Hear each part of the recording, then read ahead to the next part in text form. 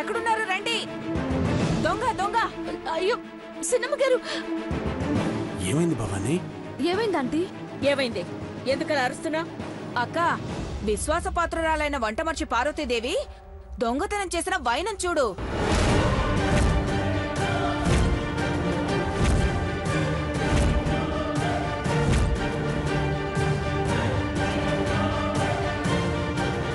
భవాని, పిచ్చా!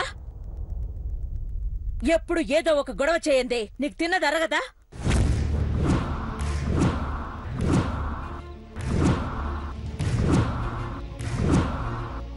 7 వారాల నగలు శుభ్రం చేయమని పార్వతికి నేనే చెప్పాను.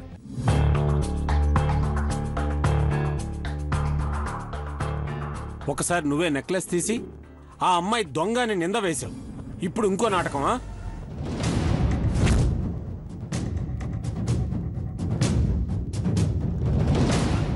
నన్ను తిట్టండి బావుగారు, కావాలంటే నన్ను కొట్టక పర్లేదు. మీరు తిట్టడం నేను పడ్డం మామూలేగా.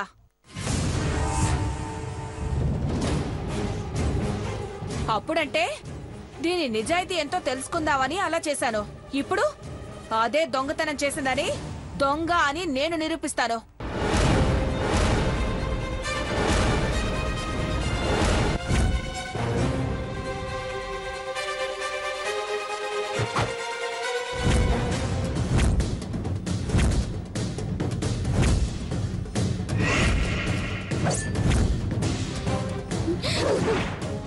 మీకు దండ పెడతాను సిన్నమ్మ గారు.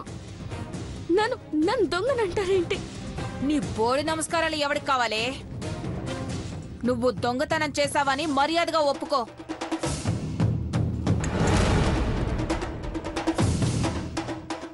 ఆగు పిన్ని. పార్వతి, అమ్మ నిన్ను నగలు శుభ్రం చేయమంది, చేస్తున్నావు. వాటిలో ఏ ఒక్క నగ లెక్కలో తక్కువ వచ్చినా నేను దొంగతనం చేశానని ధైర్యంగా చెప్పు. నువ్వైతే ఏ తప్పు చేయలేదు కదా.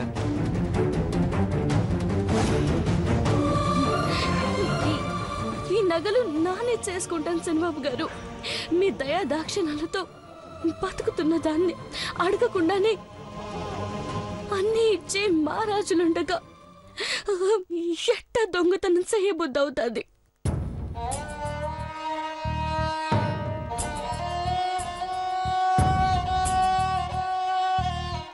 ఓలమ్మో, సత్యహరిశ్చంద్రుడి వారసురాలమ్మ ఈవిడ. ధర్మరాజు ఏమైనా మీ ముత్తాతకు బంధువటే? ఆపండి ఆపండి ఆపండి!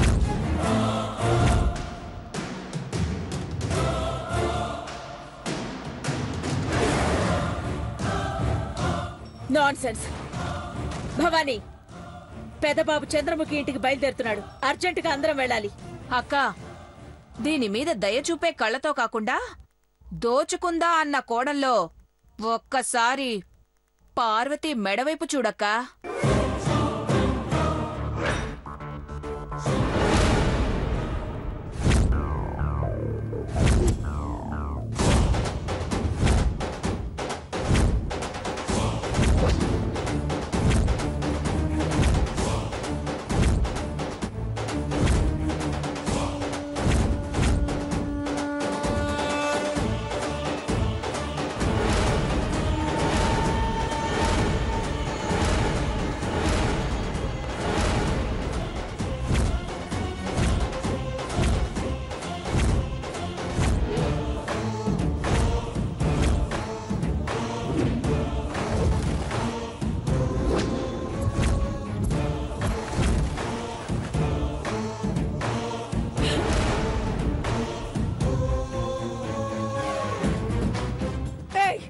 పార్వతి,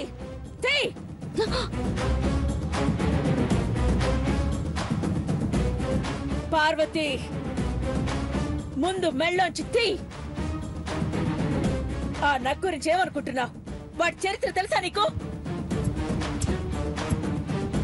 ఈ ఇంటి పెద్ద కొడలు వేయాల్సిన వజ్రాల హారం అది.